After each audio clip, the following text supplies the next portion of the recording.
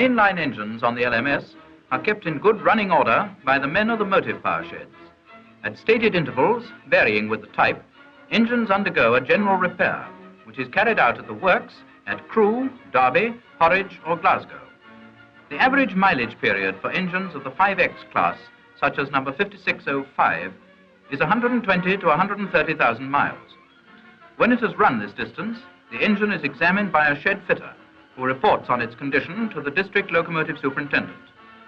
If the district locomotive superintendent considers a general repair necessary, he makes out a proposal which gives details of the present condition of the engine and states how long it can run before a repair becomes urgent. This proposal is sent to the shopping bureau at Euston, where records of each of the 7,678 engines are kept. The life of an engine is largely dependent on the life of its boiler. Before a decision can be made to give engine 5605 a general repair, the shopping bureau issue instructions to one of their boiler inspectors to examine her boiler. In due time, he visits the shed where the engine is ready for his inspection.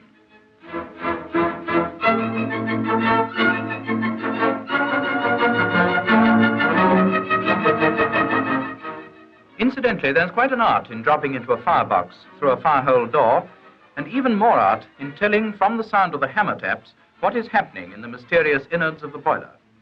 But the inspector knows his job, and from his examination he can make an accurate report.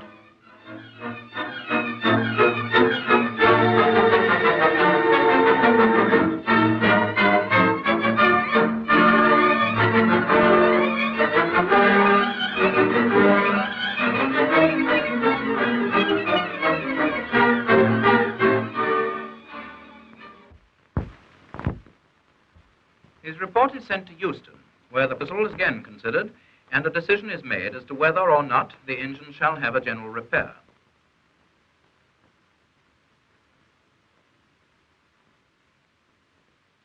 As soon as an engine is proposed for shopping, a card bearing its number is inserted into the colour decks, which is an ingenious method of keeping tabs on engines.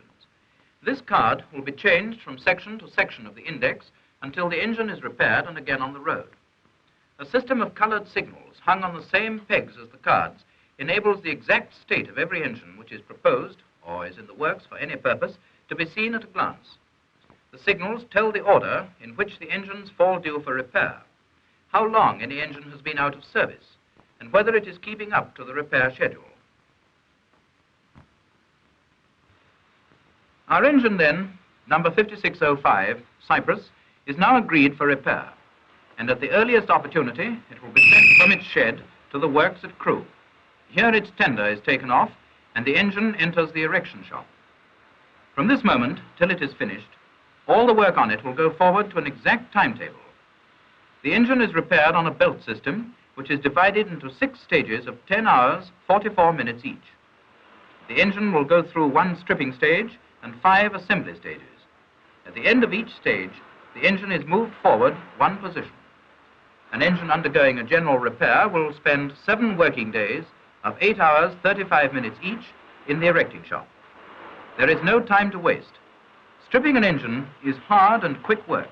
The fitters swarm over the engine. They are here, there and everywhere, working on the motion, perched high up on the boiler, in the pit under the engine, on the footplate. This squad of men make the engine vanish before your eyes, but there is order in this apparent chaos. Each part that leaves the engine follows a carefully planned and timed routine.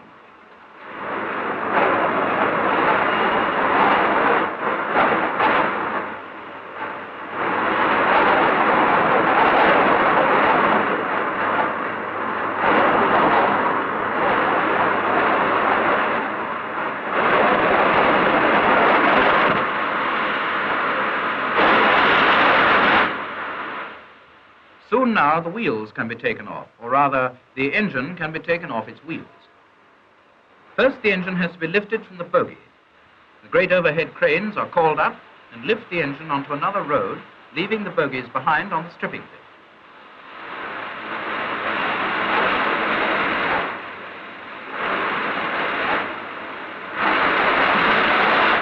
While the engine is on the spare road, jacks are prepared on the stripping pit to receive it.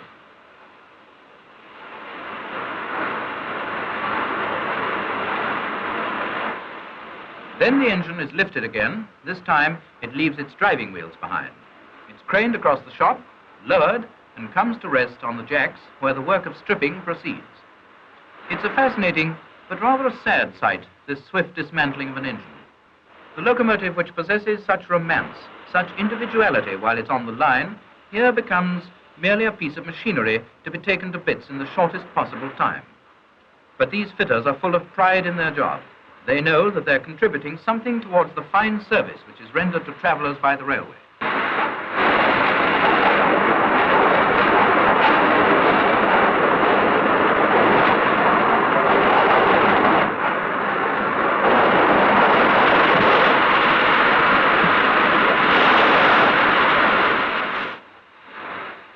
Many of the small parts from the engine are put into a steel tray and taken to what the works call a bosch.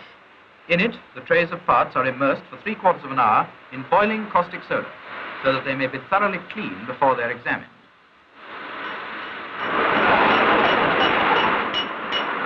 The most rigorous examination is carried out on each part of the locomotive. These experts have keen eyes for the slightest flaw in the steel parts. Flaws may be revealed by a hairline of oil emerging where the part is hammered. As each of the parts of the engine is examined, the examiner marks it to show what repair work must be done before it is replaced on the engine. Certain parts, of course, have to be renewed entirely.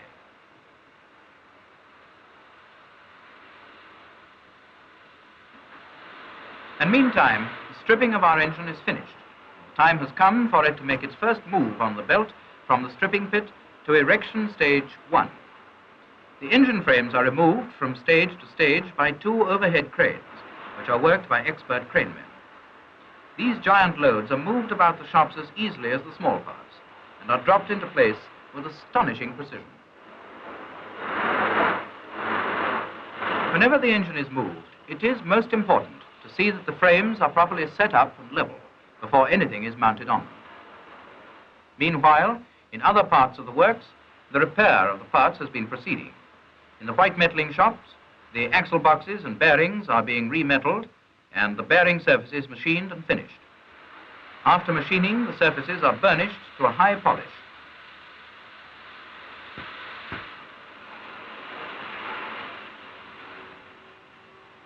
Thousands of nuts, bolts and rivets will be required during the repair of number 5605, and the smithy is constantly at work, turning out these small but important details, which are put into store and drawn as required.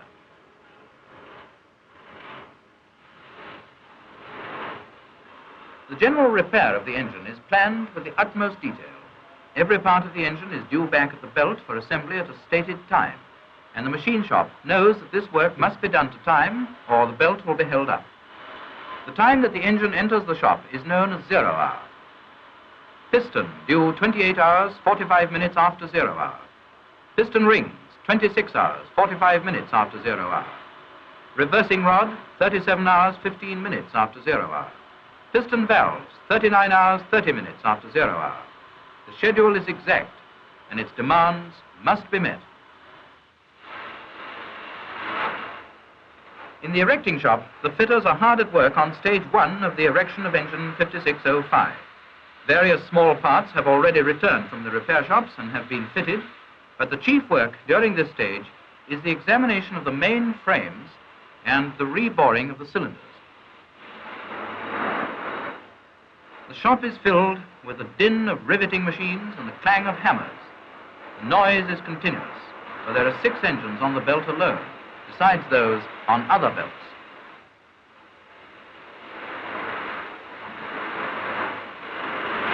After 10 hours, 44 minutes, the time has come for our engine to move from stage 1 to stage 2 of the belt. Again, the crane hooks descend. Again, the engine frames are lifted, moved, and set down in their new position on the belt.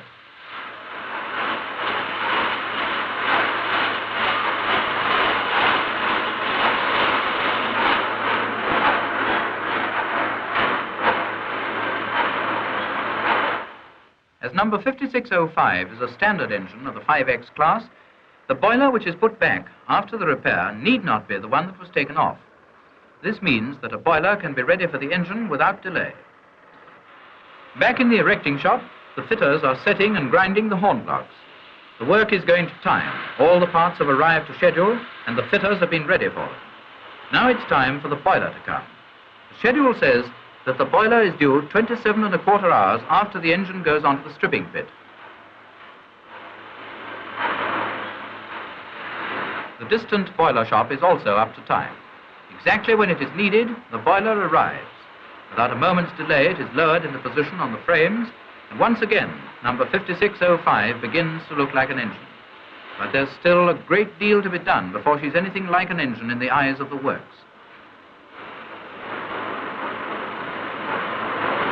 It's nearly time for number 5605 to move from stage 2 to stage 3.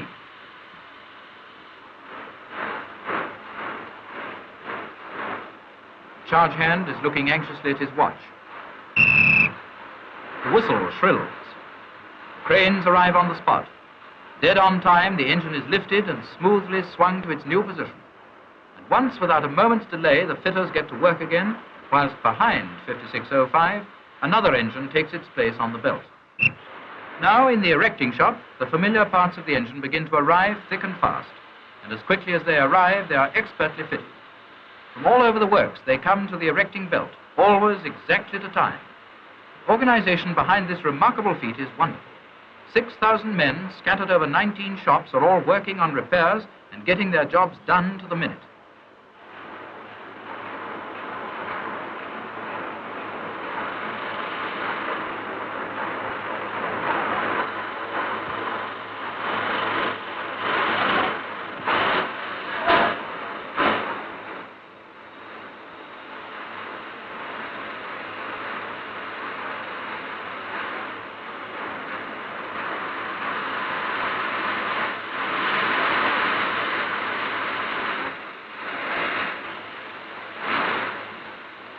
It is nearly time that number 5605 had some wheels. On the adjoining road, they are being prepared for fitting. Wheeling of this class of engine is done in two parts. The first move is onto the trailing wheels and bogies.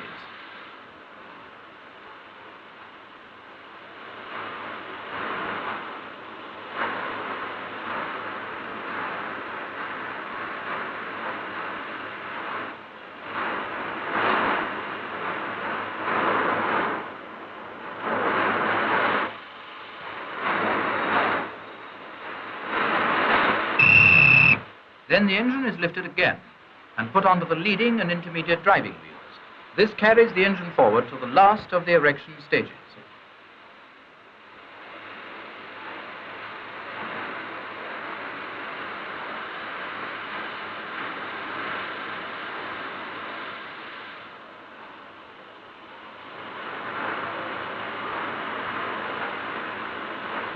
Now comes that most important and delicate job, the assembly of the motion. Coupling and connecting rods are fitted, and then the valves must be set. Valve setting is an operation which must be carried out with extreme accuracy. The driving wheels are turned by rollers, and the stroke of the valves measured with micrometers and adjusted as necessary.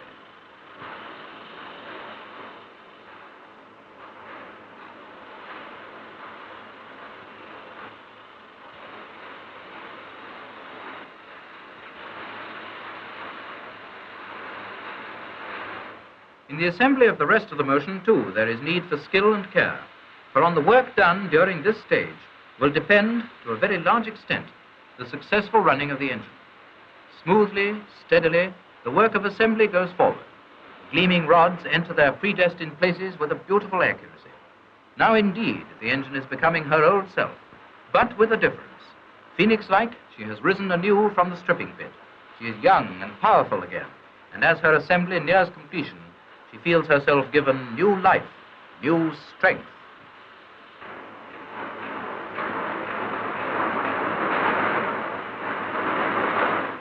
The general repair belt is ready for another move. Number 5605 is ready. Mechanically, she's almost a new engine again, fit for 130,000 more miles of hard work and willing service. This transformation has been wrought in only 7 days. Slowly, she is dragged from the erecting shop to rejoin her tender, which has also been thoroughly overhauled. There is one more thing which must be done before she is fit to join her sisters on the main line, so into the paint shop she goes, for a beauty treatment that takes 5 days to complete. After the continuous din and uproar of the erecting shop, it's very peaceful here in the paint shop. The engines seem to stand with exemplary patience, proud like the noble ladies they are, while the craftsmen go about their business.